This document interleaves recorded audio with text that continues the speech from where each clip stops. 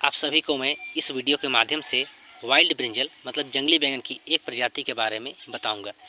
ये जो हम सामने देख रहे हैं पौधा, ये जंगली बैंगन की एक प्रजाति है जिसका वैज्ञानिक नाम सोलेनम मैक्रोकार्पन है और इसका जो साधारण नाम है, जो कॉमन नेम है, उसे हम अफ्रीकन एग प्लांट के नाम से जानते हैं।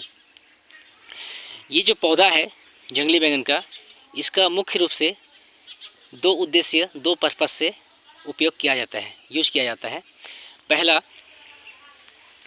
इसे हम प्लांट ब्रीडिंग में यूज करते हैं। प्लांट ब्रीडिंग में हम इसे मेल पेरेंट के रूप में लेते हैं, मतलब इसका जो पॉलन होता है, जो परागकण होता है, उसे लेके जो अपना फीमेल पेरेंट होता है उसमें क्रॉस कराते हैं और एक F1 हाइब्रिड डेवलप करते हैं। और दूसरे पर्पज में हम इसे रूट स्टॉक के रूप में लेते हैं।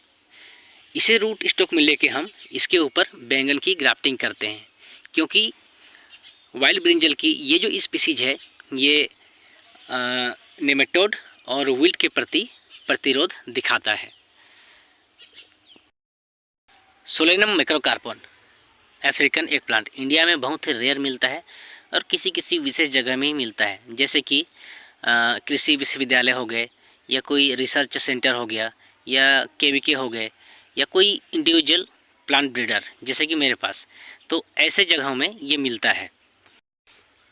इसमें जो इम्पोर्टेंट बात ये है कि लगभग सभी जितने भी वाइल्ड स्पीसीज होते हैं बैंगन के, उनके बीजों में प्रसुप्तावस्था मतलब कि सीड डोर्मेंसी होता है, लेकिन ये वाला जो अपना अफ्रीकन एग प्लांट है, इनके बीजों में सीड डोर्मेंसी नहीं होती है।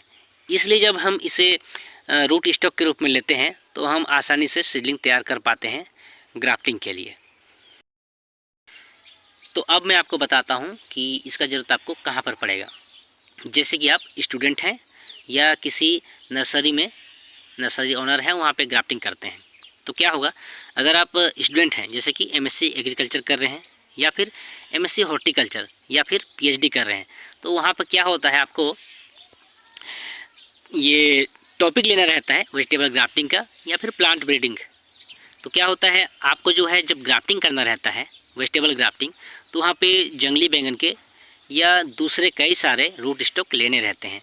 तो आपका उन्हीं में से एक रूट स्टॉक होगा सोलेनम मैक्रोकार्पन।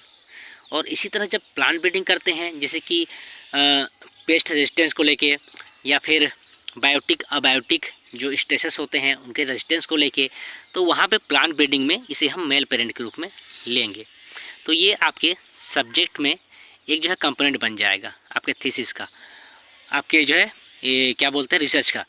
और इसी तरह आप किसी नर्सरी में, नर्सरी के ओनर हैं और वहाँ पे वेजिटेबल ग्राफ्टिंग कर रहे हैं, तो वहाँ पे आपको एक प्लांट के ग्राफ्टिंग में ये रूट स्टॉक का काम करेगा। इसके ऊपर आपको बैंगन के पौधे को जोड़ना है जो हाइब्रिड होता है, क्योंकि इसका जो पौधा है ये काफ़ी रेजिस्टेंट है ये नेमेटोड और विल्ट के प्रति।